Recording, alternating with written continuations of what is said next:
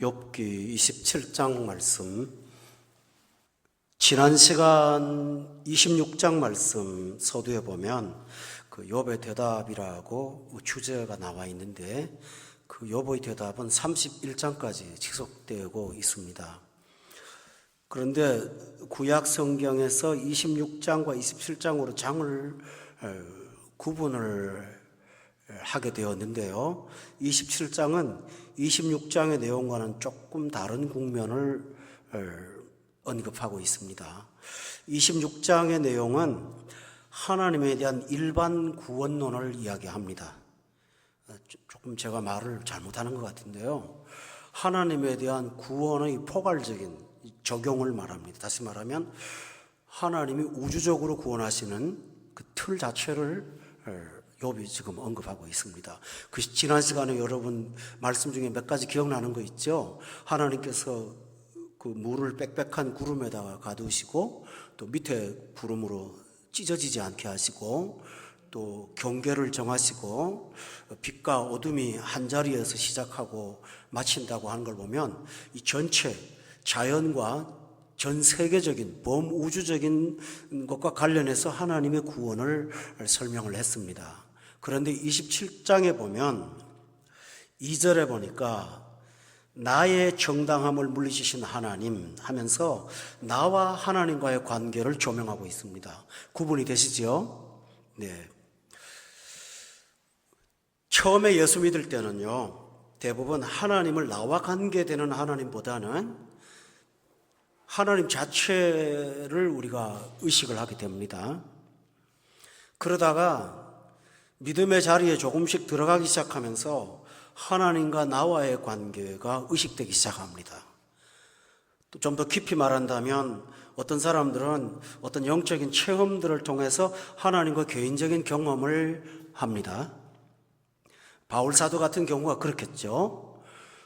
예수님을 좋지 않게 보았던 일반론적인 관점이 갖고 있다가 다메섹에서 올라가다가 예수님께서 빛 가운데 사울아 사울아 하고 부르는 음성을 들었을 때 그는 전체적인 하나님에서 나에게 다가오신 하나님으로 만난 것이죠. 이것처럼 우리가 믿음 생활이 진전이 될 때마다 하나님이 모두의 하나님도 되지만 나의 하나님으로 다가올 때가 있습니다. 지금 욥은 그 사실을 27장을 통해서 언급하려고 하고 있습니다. 그런데 26장에서 또 하나 언급하고 들어갈 사실은요, 욥이 26장에서 하나님을 어떻게 언급했냐면 구원의 하나님으로 언급했다라는 것입니다. 여기서 우리가 핵심을 본다면 하나님은 구원 주시는 하나님이고 복 주시는 하나님이고 행복하게 하시는 하나님이고 그렇게 결론을 내리면서 26장 14절에 보면 이런 것들은 그의 행사의 단편일 뿐이라고 하면서 하나님에 대한 엄청난 소망과 기대를 갖고 26장을 마칩니다. 그런데 27장에 들어오면 그 하나님이 내게 구원하신 것 아니고 얼핏 보면 2절에 보니까 나의 정당함을 물리치신 하나님이라는 것입니다. 교우 여러분, 우리가 보통 하나님을 창조주 하나님으로 알다가 그분이 나의 구원자라는 사실로 다가올 때가 있습니다. 창조주 하나님에 대해서는 불신자도 인정하는 바입니다. 그런데 구원의 하나님으로 내게 다가올 때가 있어요. 보통 그렇죠. 그때 우리는 하나님이 이런 불가능한 일에서 날 도와주셨어, 취직을 시켜주셨어, 돈을 생기게 해줬어, 이런 등등의 어떤 구원의 경험들을 여러분이 이야기하면서 믿음의 자리에 들어갑니다. 그런데요, 욥은 거꾸로 말합니다. 그 구원의 하나님이 나의 정당함을 물리치신 하나님이라고요. 그뿐만 아니고 27장 2절의 하반절에 보면 나의 영혼을 축복하신 하나님이 아니라 괴롭게 하신 하나님이라고 그는 이렇게 언급하고 있습니다. 그러면서 1절에 자기의 말은 그냥 푸념이 아니고 욥이 풍자하여 이르되라고 했는데요. 이 풍자라는 용어를 영어 성경에서는 디스커스라는 단어를 쓰고 있어요. 그 말은 뭐냐 하면 내가 지금 고찰을 해서 논설로 논문을 발표하는 식으로 말하고 있습니다 라는 뜻이에요. 그러니까 깊이 관찰하고 고찰하고 생각한 나의 하나님은 나를 구원하시는 하나님도 맞지만은 내 정당함을 물리치신 하나님, 내 영혼을 행복하게 하신 하나님이 아니라 나의 영혼을 괴롭게 하신 하나님. 오늘 여러분이 이 본문을 들으면서 상당히 낯설 거라고는 생각을 합니다. 그러나 실제로 우리 생을 보면 하나님은 때때로 나의 정당함을 물리치셨고 내 영혼을 하나님의 원인으로 괴롭게 하실 때가 있었음을 부정할 수가 없습니다. 근데 많은 사람들이 이 부분을 음지처럼 감출 뿐입니다. 그러나 욥은 논리적으로 그 이야기를 하고 있습니다. 도대체 하나님은 어떤 분이실까요? 여러분 성경을 전체를 한번 살펴봅시다. 바울 사도 한번 예를 들어 볼까요? 다메섹에서 예수님을 만났어요. 그날부터 그는 행복했나요? 그러지 않았어요. 그날부터 그는 불행의 연속을 시작했어요. 예수님을 영접하자마자 당장의 동족들이 배반자를 처단하겠다고 찾아다녔어요. 그걸 피해서 예수를 영접하자마자 도망자 신세로 살았던 거 기억합니까? 그래서 다메섹에 있는 예수님의 제자들이 광주리에 달아서 그 사람을 숨겨줄 만큼 그는 예수를 믿는 그 순간부터 고난을 달고 살았습니다. 예수 믿기 전에 그는 유대인 중에 유대인이요, 히브리인 중에 히브리인이요, 가말리엘 문화에서 공부한 엔테리요, 로마의 시민권을 갖고 있는 자요, 바리새인 중에 바리새인인 모든 특권과 기득권을 갖고 누리고 살았던 사람인데 예수님을 영접하는 그 순간부터 그는 생명의 위협을 느끼며 도망다니고 굶고 춥고 줄이고 투옥당하는 일생을 살았습니다. 그런데 바울의 인생 결론이 빌립보서에서 뭐라는지 압니까? 내가 이런 예수를 만나 사는 것 때문에 과거의 내 기득권을 배설물처럼 버리겠다고 말할 정도로 그는 고난과 비교할 수 없는 하나님의 영광, 구원의 영광을 비교하면서 찬양하고 감사했습니다. 그의 고백이 뭘까요? 예수 믿는 사람은 현재의 고난이 있습니다. 그러나 장차 나타날 영광이라는 것과 비교할 때는 비교할 수 없는 것이라고 말하면서 그는 고난이 없는 기독교를 말하지 않고 고난이 이때 주신 영광과 비교할 수 없다고 하면서 찬양하고 살았습니다. 맞죠, 여러분들이요? 이 신자의 사실입니다. 그러나 기복주의 신앙을 가르쳤던 1980년대 기독교는 그 사실을 새카맣게 감춰놓고 예수님을 만나면 마치 아편을 한 대 맞은 것처럼 모든 것이 황홀해지는 것으로 착각을 일으키도록 만들었습니다만 그것은 하나님이 인격적인 하나님으로 가르쳐준 것이 아닙니다. 욥은 나의 정당함을 물리치신 하나님이라고 분명히 말했습니다. 또 하나 기억할까요? 요셉의 예를 들어봅시다. 야곱의 12아들 가운데 11번째 아들 아시죠? 네, 요셉. 어린 시절 하나님께서 그에게는 탁월한 꿈을 꾸게 하셨습니다. 별 11개와 해와 달이 자기한테 절하는 꿈 꿨잖아요. 이것은 대단한 꿈이었죠. 그건 자기의 꿈이 아니었던 것은 분명합니다. 그렇게 하나님이 꿈을 심어주신 큰 인물을 만들겠다고 하신 하나님께서 요셉의 나이, 어린 나이에 그를 애굽에 종살이 하도록 팔아가는 형들을 방치하시고 막지 않으셨습니다. 그렇죠?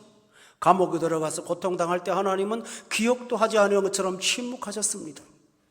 수십 년의 세월 동안을 억울함과 누명을 쓰고 고통을 당하는 그 세월에 하나님은 전면에 나타나지 않고 깊이 하나님은 부재를 보여주셨습니다.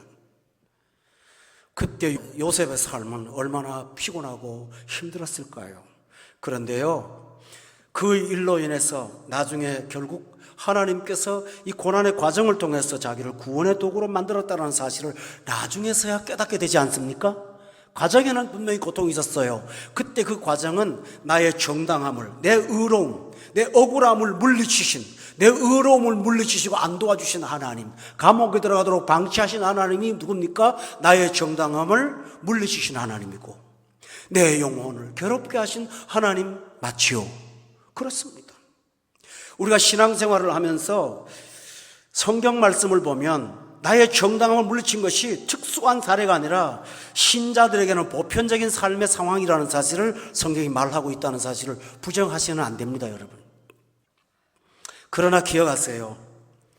모든 것이 합력합니다. 그 모든 것 속에 정당함은 물리치심이 있습니다. 그러나 그것은 과정이지 결과가 아닙니다. 합력합니다. 그리고 뭘 합니까? 선을 이루어갑니다. 우리는 그 과정에 있는 것입니다. 그런데 이 과정에서 우리가 원치 않는 음지가 반드시 포함되어 있다는 사실을 여러분은 기억하시고 믿어야 될 필요가 있습니다. 그래야 믿음에서 떠나지 않습니다. 그 인생의 슬픔의 과정 동안 얼마나 많은 아픔들이 있었을까요? 고통이 있었을까요? 인생을 살다가 마음에 상처도 있고 열등감도 있고 고통도 많을 거 아닙니까? 여러분 지나온 날을 한번 생각해 보세요. 우리 한 사람 한 사람 말씀을 다 구체적으로 안 해서 그렇지 어린 시절부터 지금까지 상처 없이 산 사람이 어디 있어요? 인생에 대한 열등감을 가져보지 않은 사람이 어디 있어요? 근데 그때 하나님께서 왜 나서주지 않고 하나님이 내 삶에 구원을 주지 않았단 말입니까? 그 고통스러운 시간에 왜 하나님께서 나를 방치하시고 길바닥에 먹을 것을 찾으러 돌아다니도록 만드시는 비참 속에 나를 가두두셨다란 말입니까? 저는 제 인생 얘기를 하는 거예요. 아니 하나님께서 목사를 만들려면 중학교 때부터 유복한 집에서 잘 자라서 영어도 완벽하게 공부하고 미국 가서 웨스트민스터 신학교 가서 박사과정도 하고 이렇게 저렇게 완벽하게 갖춘 다음에 영혼들한테 보내면 완전히 얼마나 준비된 사람입니까? 근데 그게 아니고 좌충우돌 그러는 과정에 하나님은 제 인생에 부재하셨어요. 그러나 지금 돌아보면 그 인생의 고난이 학교에서 가르칠 수 없는 저를 만든 하나님의 영양분이었다는 사실을 저는 믿어 의심하지 않습니다. 여러분도 그렇게 믿으십니까? 여러분 인생에 대해서 살아가는 날 동안은 내가 하나님 앞에 외면당한 것 같고 하나님은 나한테 고개를 돌리신 것 같은 아픔이 많았습니다만 지금 돌아보면 부한 집에 태어나서 부모의 돈으로 유학 가서 행복하게 유학 끝나고 학위 받고 와서 목회하는 목사님들이 갖지 못한 인생의 아픔, 눈물들이 저는 보입니다. 그러니까 성경이 다시 보이기 시작하고 이론이 아니라 이건 살아있는 생명의 말씀으로 저게 다가오고 있습니다. 할렐루야. 이것 생각하면 얼마나 감사한지요. 성도들이 가끔 식사를 대접해 주실 때 그것이 크든 작든 저는 황송하게 그지할 데가 없습니다. 왜냐하면 굶어도 보았고 비참해도 보았기 때문에 오늘 내가 이 대접을 받는 만한 자격이 없다는 지난 과거의 생각 때문에 모든 것이 감사하고 감격합니다.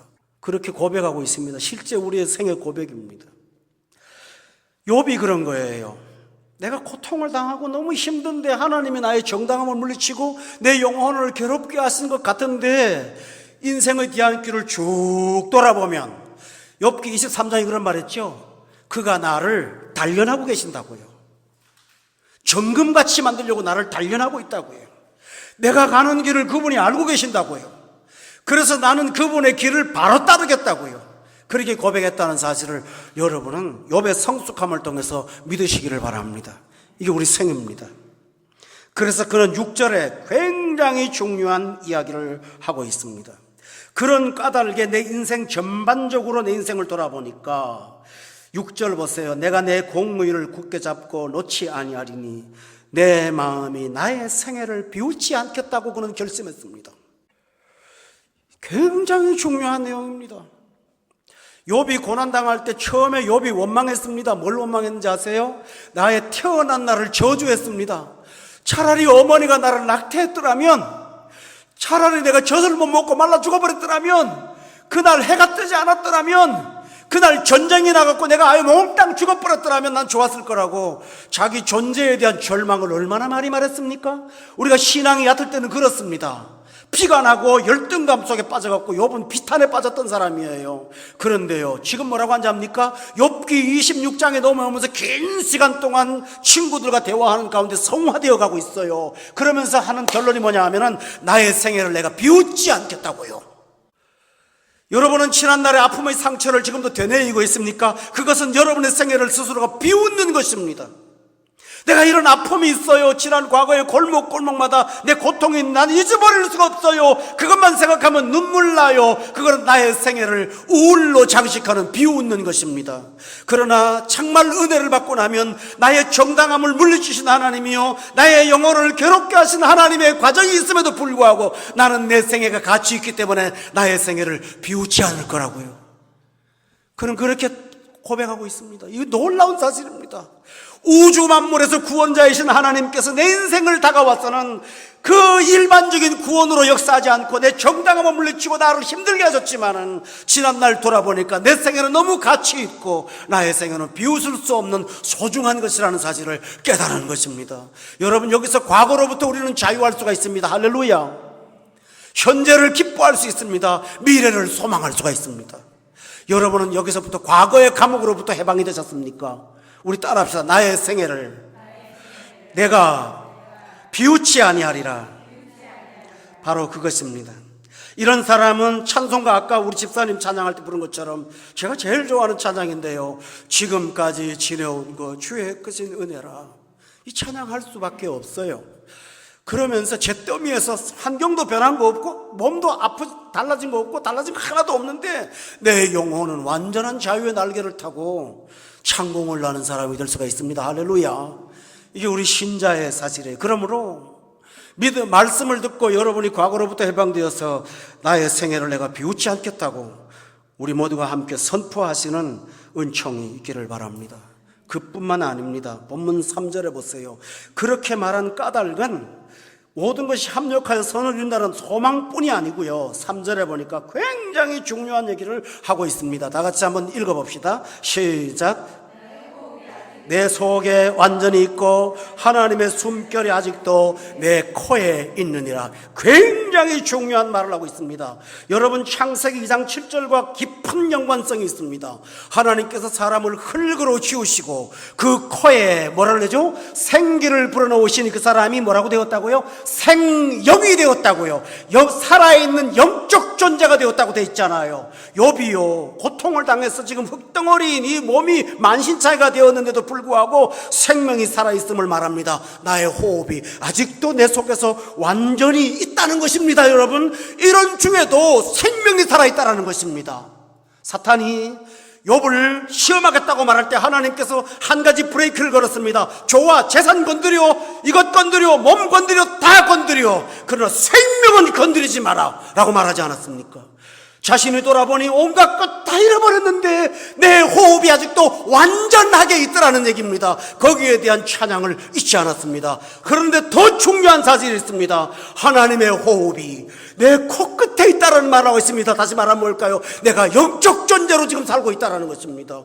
육신에 치들어 있는 것이 아니라 영의 사람, 성령의 사람, 생명의 사람으로 내가 살고 있는 사실을 바라볼 때, 이 고난 때문에 망하지 않고 사는 나를 바라볼 때 내 생애는 비웃을 수 없는 생애라는 사실을 그로 고백하고 있는 것입니다.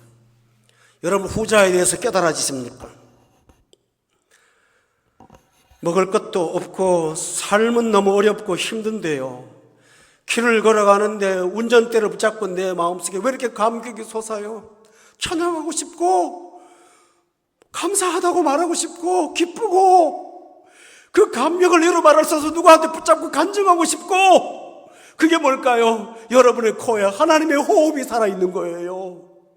육신의 호흡이 아니라 영혼의 호흡을 하고 있는 사람이라고요. 할렐루야. 이게 얼마나 신나는 일이에요. 육신의 호흡을 자유롭게 하면서 영혼이 숨막혀 사는 사람들이 한두 사람입니까? 그런데 육신은 병들어서 코끝에 단냄새가 나지만은 그러나 생명은 아직도 완전히 있고 하나님의 호흡이 내 코에서 생명으로 살아 움직인다는 사실을 생각할 때 욥은 너무너무 하나님 앞에 감사한 거예요.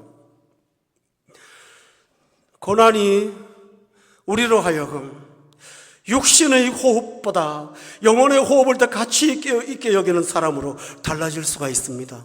성도 여러분, 여러분도 공감하시지요? 우리가요, 육신의 호흡은 원활히 되어서 문제가 없을지라도 어떨 때는 금식을 하고 싶어서 너무 힘들 때가 있습니다. 왜 그런지 아세요? 영적으로 뭐가 안 뚫려요. 답답해요. 뭐 영이 시원하지 않아요. 영의 호흡이 완벽하지 않아요. 그래서 밥을 차라리 굶고요, 힘이 없어가지고 육신의 호흡은 잘 못해도요, 영혼이 뚫리기를 기다리는 사람이 얼마나 많아요. 답답한 영혼을 듣고 의에 줄이고 목마른 자가 되어서 하나님 앞에 영의 양식을 먹기 위해서 육신을 비우는 그 상태는 그들은 하나님의 호흡을 두기를 위해서 갈망하는 사람들입니다. 여러분, 이것이 욥의 고백이었습니다. 그러니까 하는 말이, 이런 거 볼 때 내 생애는 비웃을 수가 없다, 난 너무 가치 있는 생을 살고 있다 긍지를 갖고 있는 것입니다. 에스겔서에 보면 에스겔 선지자가 하나님께서 환상으로 마른 골짜기에 뼈가 가득한 장소로 데리고 가셨어요. 가서 하나님이 묻습니다. 인자야, 이 뼈들이 살겠느냐? 물어요. 에스겔은 정확한 대답을 못했습니다. 그때 하나님은 한마디 하셨어요. 생기야, 사방에서 불어 이 뼈들로 하여금 살게 하라고요. 그래서 그 생기가 불었더니 뼈들이 다리는 다리대로 머리는 머리대로 자기 자리로 다다다다 가죠. 딱 붙어요. 그 다음에 힘줄이 생겨요. 성경에 보니까 가죽이 덮여요. 살아나기 시작해요. 큰 군대가 되었어요. 이것처럼 육신의 호흡은 원활하지 못해도 영혼의 호흡이 강하면 우리 모든 신체와 영성이 살아나고 있다는 사실을 여러분이 맛보게 될 거예요. 그게 자유예요. 또 하나 있습니다. 그러고 나니까 너무 기뻐서요. 11절에요. 그 고통받는 사람이 뭐라고 하는지 아세요? 11절에 다 같이 한번 읽어보세요. 시작.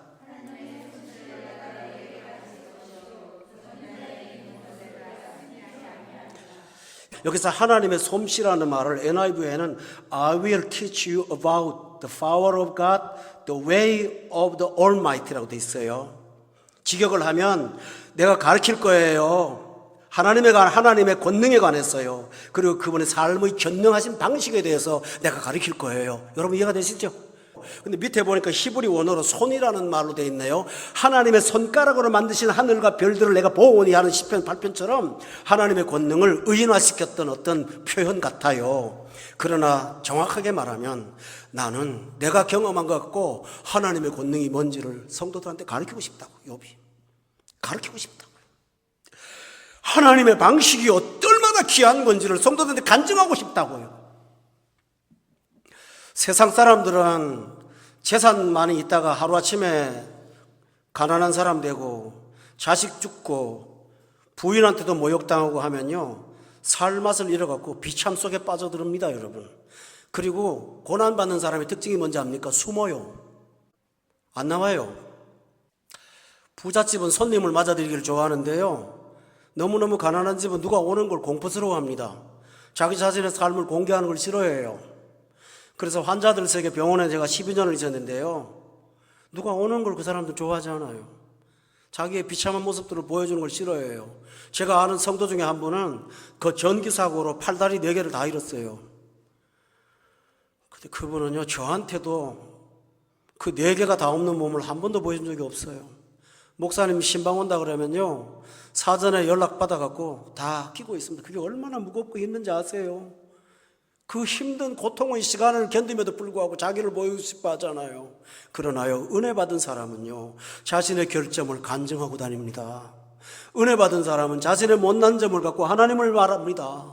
내가 이런 사람이었는데 하나님이 이렇게 역사하셨다고. 하나님의 호흡이 있는 사람은 나의 못난 점들을 하나님의 복음을 위해서 자랑거리로 삼는 사람입니다. 여러분 그렇지 않습니까?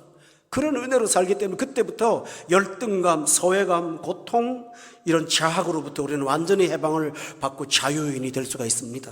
이것이 뭘까요? 그리스도께서 너희를 자유케 하려고 자유를 주셨다고 하신 말씀이 바로 거기 있습니다. 진리가 너희를 자유케 한다. 아들이 너희를 자유케 한다. 그리스도께서 자유의 종으로 오셔서 너희를 자유케 하셨다고 할렐루야 말씀하시고 있지 않습니까? 이것이 바로 진짜 믿는 사람들의 특징입니다. 예수 믿는 사람 중에도요, 열등감에 빠져갖고 겉으로는 폼나게 살면서 그 속에 있는 열등감들을 감춰놓고 그 속에 있는 것들을 목회자나 어떤 형제들이 가까이 접근하는 것을 무척 싫어하면서 자기 내면의 세계를 닫아놓고 사는 사람들이 얼마나 많은지 몰라요. 그러나 은혜 받고 나면 내 인생에서 역사하시는 하나님을 간증하는 그런 사람으로 바뀌면서 11절을 다시 보세요. 하나님의 솜씨를 내가 너희에게 가르칠 것이고 전능자에게 있는 것을 내가 숨기지 않을 거라고. 그러면서 한 고백이 뭐죠? 하나님은 구원하시는 하나님이지만 나의 정당함을 물리치시는 경우도 있어. 내 영혼을 괴롭게 한 것도 있어. 여러분 전도하러 가서 예수 믿으라고 하면서 하는 말이 하나님이 나를 괴롭게도 하시오. 내 정답은 물리치고 기도도 응답 안 하시거든. 그래 누가 믿겠습니까? 그래갖고 근데 그게 통하는 거예요. 우리는 너무 좋은 얘기만 가서 하려고 그래요. 그러면서 그는 11절에 뭐라 합니까? 내가 숨기지를 않겠다고요. 왜냐하면 그 속에 하나님의 너무 큰 은혜가 있으니까요. 나 그것까지 얘기 다 하겠다고요. 그는 그렇게 고백을 한 것입니다. 성도 여러분, 오늘 욥을 보세요. 얼마나 건강한 사람입니까? 얼마나 힘 있는 사람입니까? 자기의 삶의 실패 속에 하나님의 역사를 경험하고 그걸 가지고 자랑하며 긍지로 삼는 이 사람은 세상이 감당할 수 없는 사람이라는 사실을 믿으시지요. 히브리서에 보면 어떤 사람은 믿음으로 의를 행하기도 하고, 어떤 사람은 믿음으로 전쟁에서 이기기도 하고, 어떤 사람은 불에서 살아남기도 하고, 어떤 사람은 죽은 자를 부활로 얻기도 했다고 돼 있잖아요. 그런데 그 다음에 뭐라고 합니까? 어떤 자는 믿음 때문에 감옥에 들어갔고 톱에 켜는 일을 당하고 죽음을 당하고 끌림을 당하고 그랬다고 돼 있습니다. 똑같은 믿음으로 어떤 사람은 성공하고 어떤 사람은 실패했는데요, 실패한 사람들의 밑에다가 성경이 뭐라고 했는지 압니까? 이런 사람은 세상이 감당하지 못하는 사람이라고. 고난에도 불구하고 하나님을 자랑거리로 여기는 사람들, 하나님이 이렇게 좋은 걸 주셨기 때문에 하나님이 아니라 나의 정당함을 눌러주신 하나님이기 때문에 나는 찬양한다고 말하는 하나님 앞에 사탄은 속수무책일 것입니다. 여러분, 결론을 말씀드리겠습니다. 욥이 처음에 사탄과의 하나님과의 논쟁이 왜 벌어졌습니까? 하나님, 욥이 까닭없이 하나님을 찬양하겠습니까? 바로 그거였거든요. 복주니까, 사늘로 두르시니까, 그의 사람을 복되게 하니까 하나님께 찬양을 하는 것이, 한번 뺏어보세요. 욕할 거예요. 그랬잖아요. 그런 사탄이 기다렸지만 욥의 입술에서 욕이 안 나오고 영혼을 괴롭게 하신 하나님을 찬양하는 그 앞에 사탄은 완전히 무너져 버렸을 것입니다. 여러분, 사탄 물리치는 거 사탄아 물러가라고 한다고 되는 것입니까? 잿더미에서 하나님을 찬양하는 그 앞에 사탄은 자기 이론이 완전히 무너진 걸 보면서 비참에 빠졌을 것입니다. 여러분, 그때 예수님이 말한 것처럼 내가 봤어, 사탄이 번개처럼 떨어지는 걸 내가 봤어 라고 말할 것입니다. 여러분이 고난 가운데 하나님을 찬양하십시오. 어둠의 세력들이 추방됩니다. 물러갑니다. 꼼짝하지 못합니다. 잿더미 안에 찬양하는 사람을 사탄이 100만의 졸개를 데리고 온다고 한들 여러분의 영혼을 감히 건드릴 수가 있을까요? 어찌 까닭없이 하나님을 찬양하겠습니까? 그걸 긍지로 삼고 무기로 삼고 하나님 앞에 천상에 올라가서 대항했던 사탄이 욥의 26장의 시간이 가면 갈수록 욥이 더욱더 거룩해져 가면서 나의 정당함을 물리치신 하나님, 내 영혼을 괴롭게 하신 하나님을 찬양하면서 하나님의 호흡이 내게 있다고 찬양하는, 그러면서 내 생애를 비웃지 않겠다고 이런 하나님을 내가 가르칠 거라고 말하는 그 앞에 사탄이 무슨 힘을 쓰겠습니까? 여러분, 이렇게 강한 사람 되시기를 바라요. 저는요, 강한 사람이 되시기를 바라요. 신비주의자들처럼 어디 올라가가지고 사탄아 물러가라 소리 백날 질러봐 사탄이 아이고야 목 아파 계란을 먹고 해라 그럴 거야 아마. 그럼 뭐 하는 거냐 그럴 거예요. 소리 지른다고 영의 존재가 육의 소리 갖고 끄떡이나 합니까 여러분들이요? 그러나 욥의 찬양과 고통 주신 하나님을 기뻐하는 욥의 모습에서 사탄은 꼬리를 감추고 완전히 추방되어서 욥의 환경에서 떠나버리게 될 줄로 저는 믿습니다. 여러분, 이 승리가 우리 모두에게 있으시기를 예수 이름으로 축원합니다.